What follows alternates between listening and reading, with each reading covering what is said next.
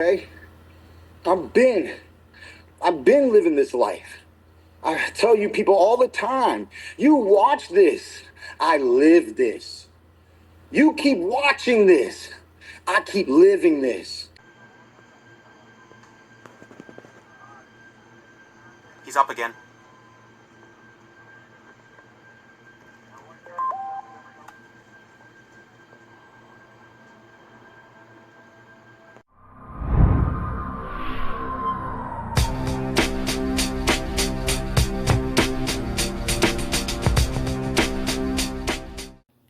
All right, let's get it. Tissue typed, blood typed, and then potentially at a future date their organs are removed. And the reason that this is so frightening is that if you want to take a kidney after someone's death, or a liver or a heart, you don't go to the cemetery and dig one up that's been dead for 3 days. As soon as the circulation of the blood stops, and as soon as the oxygenation stops, the condition of these organs will deteriorate to the point where they're useless within minutes, really. Certainly within 5 or 10 minutes, I would have thought, for kidneys and livers and hearts. Probably less for hearts. So these organs have to low battery when the blood is still being oxygenated and the heart is still beating. And quite a frightening prospect, because it raises the prospect of organs being removed from living people. Now, Living people, y'all. This would have to be done by very, very skilled surgeons, and the patients would have to be controlled by anaesthetists. Anaesthetists. But the thing is, if you go into open body cavities, then you get spinal reflexes, and the body cavities won't let you, even if the patient's unconscious. So they have to be given muscle relaxants, which means you can't move. And that makes it easy for the surgeon to gain access. But the trouble is, if you've got muscle relaxants, if your muscles are relaxed and you're paralysed so you can't breathe, you can still be fully conscious, which gives rise to some horrendous implications. I'm not going to go any further with that because it's just too frightening to think about. But there are examples from the Second World War where this happened. Now I'm running out of space on this one. It's going to be another part of this, you know what I'm saying? But you know, the reason why I put this up, because this is called organ, as you can see, organ harvesting. And if you're a targeting individual, you should be somewhat concerned about this, because you are on that list. You know what I'm saying? Whether you consent to it or not. You know what I mean? They're not just targeting you for nothing. They want your body. You got to understand that your body is like a car. You know what I'm saying? You take a car to a junkyard, they stripping it down. They taking the alternator out, the tires, the rotors, the brakes, everything, batteries. They stripping it down. They selling it. They putting in, you know what I'm saying? The junkyard sell auto parts. You know what I'm saying? Get in the zone, auto zone. You know what I'm saying? It's the same with you. You know what I'm saying? This is, you know, this is America, people, and this ain't just America. This is the world. You know what I'm saying? You got a billionaire that needs your heart, or needs your kidneys, or needs your pancreas, and he's willing to pay top dollars to get it. You know why? Because he's a billionaire and he got a lot of money, and he don't want to die, and I can't even blame him. If I was rich like him, I wouldn't want to die either. Can I get a no there? Nowhere to run to, baby. There's nowhere to hide. You must have really screwed up in that last situation. Why would you say that? Well, have you seen her living this life?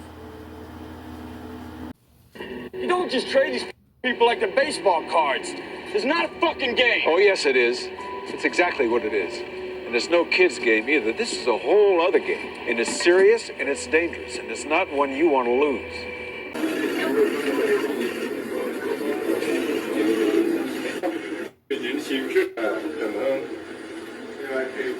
No, these people aren't going to live till they're 150. And it's rather pretentious to think they can. Based on American data, a 72...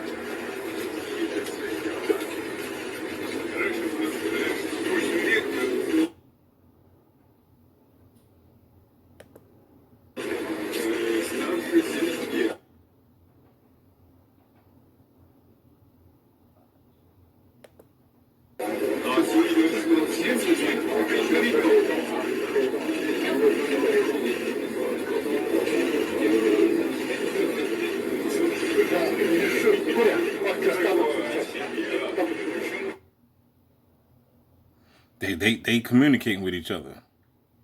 These are the so-called powers that be, y'all. I mean, you see what they're saying? Human organ can be repeatedly transplanted, so that one can get younger and younger in spite of age. See, this right here, it might even be able to stave off old age indefinitely. See, this is, and then you wonder why I tell you over and over and over that you don't want to come back down here, because the same shit gonna continue to happen. These people, these rulers, these principalities are not dying off. They're not. They're switching sleeves. They're switching bodies. They taking your organs. They still living on. And then you die, reincarnate, come right back down here and got to do it all over again. And they're going to keep on taking from you. You know what I'm saying? These predecessors, these people that you see right here are the predecessors from the other slave masters that was here, that participated in enslaving humanity throughout centuries. You know what I'm saying? And the saga just continued to go on. They done found ways to basically cheat death. You know what I'm saying? They got an organ problem. They just come and take yours. I got to get mine, so I'm going to take yours. Yeah, come on, nigga.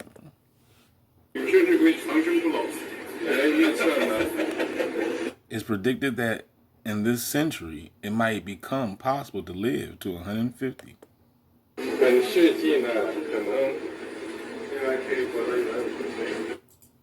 Anyway, if you're bored with this video already, I'll give you the bottom line. No, these people aren't going to live till they're 150. And it's rather pretentious to think they can. Based on American data... Trust me, they are. A 70... You know what I'm saying? Watch the movie Selfless. They show you. 2-year-old. How likely is it a 72-year-old man will live till they're 82? Well, it turns out there's a 76.6% chance based on 22 American data. So in the year 2022, for a 72-year-old man, the probability that he would reach 82 is 76.6%. In other words, there's a 23.4% chance he'd die. And I would say this applies to these gentlemen as well. I think there's basically a 1 in 4 chance they're going to be dead in the next 10 years. So for Xi Jinping and Vladimir Putin, a 1 in 4 chance they're going to be dead in the next 10 years, I would have thought. Even with transplants, as we'll come on to. Now, if the probability that these 72-year-old men will reach their 92nd birthday is much less, of course. The chances of them dying in the next 20 years are 74%, based on US data from 2022. In other words, they've only got a 26% chance of reaching their 92nd birthday. And that's based on data like this. It's not quite the data I got it from. This is 2015 data. Man, you think these billionaires gonna be in that body for 92 years? You out your damn mind. These are billionaires, dog. They done already found ways to cheat death. I'm coming back again. I'm coming back again for you, yeah. One day, the slave masters lied about the cross. And now they telling you that they are the boss. I know it was the organs for you. There we are. That's a remix. So this is age of death in the United States. Now, this is quite interesting. This is the probability of dying in any particular age-adjusted time period. Now, this is the data from 1950 here. And these are the ages along here. So we can see people in 1950. First of all, we see infant mortality was much higher in 1950. And much lower in 2015, where the second lot of data comes from, which of course is good. But then in 1950, people were always likely to die earlier, people that died in 1950 compared to people that died in 2015. So in 2015, the modal age of death, with about, 17% of people died at the age of 87 in the United States. And then, of course, after that, the probability of death increases rapidly until you get to about 110 there, where there's basically no one left alive. And I did do a quick check on this, which is really quite interesting. The oldest person ever to have lived, apparently, is Jean Calmenet from France, that pronunciation. She died in 1997, aged 122 years, apparently. 122 years, 164 days. You know, in the Bible, Methuselah lived like 1,000 years. As far as I know, this is the only human being that's lived beyond 120. The oldest current person alive is It's time for you to learn that we are not real. Booga, booga, booga. Physical breakthrough. The world is a fucking illusion, bro. Our lives are being manipulated for the entertainment of monsters. Twisted, tasteless, juvenile monsters. Puppet masters in another dimension.